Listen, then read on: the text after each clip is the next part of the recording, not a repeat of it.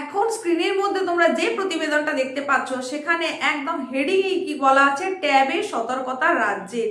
তো আবারও কি কারণে ট্যাবের জন্য সতর্ক হতে হচ্ছে রাজ্যকে, তো সেই সম্পর্কে আজকের এই উপস্থাপনায় তোমাদের জানাতে চলেছি। তাছাড়া আজকের যে ডেট সেই অনুযায়ী তোমাদেরকে কিন্তু আমি আগে থেকেই কিছু কিছু বিষয়ে সতর্ক করে দিয়েছিলাম। তরুণের স্বপ্ন প্রকল্পের টাকাটা যদি তোমরা পেতে চাও তাহলে আজকের মধ্যে যে কাজটা তোমাদেরকে করতে হবে সেটা এর আগে একটা ছোট্ট উপস্থাপনার মধ্যে দিয়ে তোমাদের জানিয়ে দিয়েছিলাম। আশা করছি তোমরা অনেকেই সেই কাজ করেছো, কারণ অনেকেই তোমরা আমাকে অন্য ভিডিওতে কমেন্টের মাধ্যমে জানিয়েছো যে যার যার ডিপোজিট করা যাচ্ছে সেটা জানিয়েছো, কেউ উইথড্রল করে সেটা জানিয়েছো। তো এই সমস্যাগুলো যাদের নেই তাদের তো কোনো চিন্তাই নেই, তোমরা অতি অবশ্যই 2026-এর 8ই জানুয়ারি তারিখে এই টাকাটা পেতে চলেছো। সুতরাং অত্যন্ত আনন্দের খবর, খুশির খবর তো বটেই, তবে সবাই কি পেয়ে যাবে? না, অনেকেই কিন্তু পেতে পারবে না। কেন পাবে না সে সম্পর্কে এর আগে জানিয়েছিলাম। সেই কারণগুলো, নির্দিষ্ট যে কারণগুলোর কথা বলেছি সেই কারণগুলো যাতে মিটিয়ে ফেলা যায় এই ডেটের মধ্যে, সেটার জন্যও কিন্তু তোমাদেরকে সতর্ক করেছিলাম।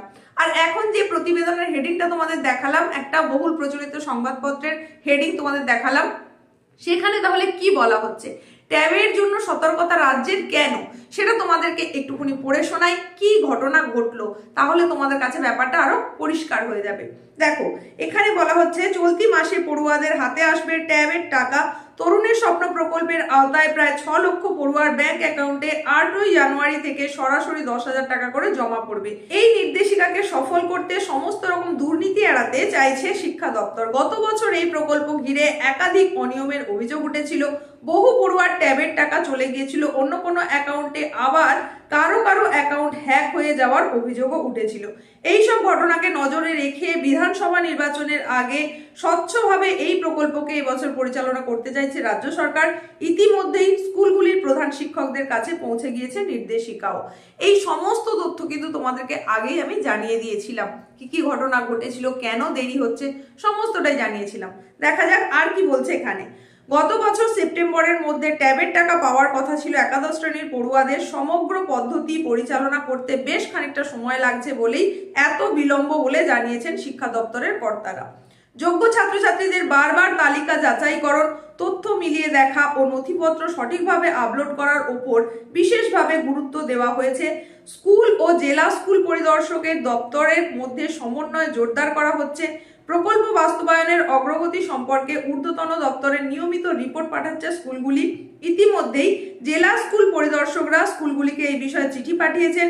হয়েছে ভার্চুয়াল বৈঠকও। পরিদর্শকরা জানিয়েছেন যেসব পড়ুয়ারা নথিপত্র সঠিক বলে প্রধান শিক্ষককে সম্মতি দেবেন তাদের অ্যাকাউন্টেই টাকা পাঠানো হবে। লাইনটা ভীষণভাবে হাইলাইটেড। তাহলে তোমাদের মধ্যে যাদের সমস্ত কিছু ঠিক আছে বলে তোমরা ডিক্লারেশন দিয়েছো তাদেরই অ্যাকাউন্টে টাকাটা পাঠানো হবে। আর যাদের সমস্যা হয়েছে তাদের তো বারবার করে ব্যাক আসছে, ফাইল ব্যাক হচ্ছে, সে সম্পর্কেও কিন্তু তোমাদেরকে জানিয়েছি। আমার স্কুলের ক্ষেত্রেও যে সমস্যাগুলো হয়েছে সেগুলো তোমাদের সঙ্গে কিন্তু শেয়ার করেছি। তো তোমাদের যাদের সমস্যা হয়েছে তাহলে তারা কি আর টাকা পাবে না?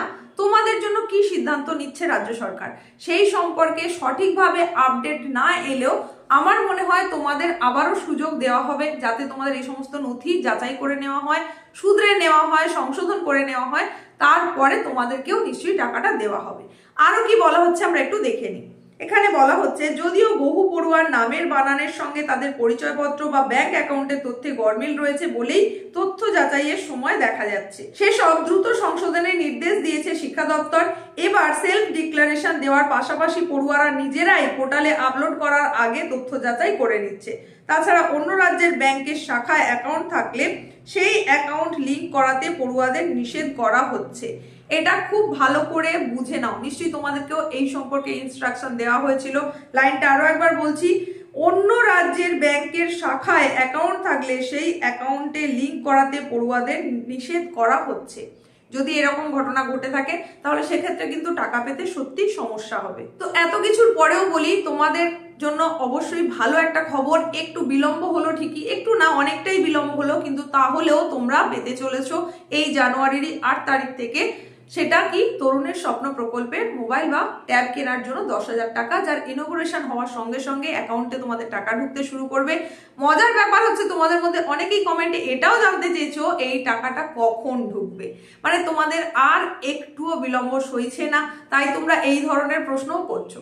দেখো, এটা তো পুরোটাই ব্যাংকিং ব্যাপার, নির্দিষ্ট করে টাইম বলা যাবে না, তবে যেটা বলা যায় ব্যাংকিং আওয়ার্স যেরকম থাকে তার মধ্যেই অ্যাকাউন্টে টাকা ঢুকে যাওয়ার কথা। সবাই যে 8ই জানুয়ারির মধ্যেই টাকাটা পাবে এরকম নয়, কয়েকদিনের মধ্যে পেয়ে যাবে, কারণ এট এ টাইম যখন টাকাটা ডিসবার্স করা হবে সবার অ্যাকাউন্টে একসঙ্গে নাও যেতে পারে, আগে পরে হতে পারে, কিন্তু এই দিন থেকে টাকা ছাড়া শুরু হয়ে যাচ্ছে এবং অনেকেই হয়তো এই দিনেই পেয়ে যাবে, কয়েকজনের 1-2 দিন দেরি হতে পারে। তো এই ছিল আপডেট। এরকমই গুরুত্বপূর্ণ আপডেট পেতে নিয়মিত চ্যানেলের সঙ্গে থাকো, দেখতে থাকো। আর চ্যানেলে যদি তুমি ফার্স্ট টাইম ভিজিটার হয়ে থাকো অবশ্যই সাবস্ক্রাইব করো, পাশে থাকা নোটিফিকেশন বেল আইকনটাকে অল করে দাও। তোমার কোনো প্রশ্ন থাকলে কমেন্টে জানিয়ে দাও, হাই পয়েন্ট এলে অতি অবশ্যই দিয়ে দাও। দেখা হচ্ছে খুব তাড়াতাড়ি এইরকমই ইনফরমেটিভ ভিডিওর সঙ্গে।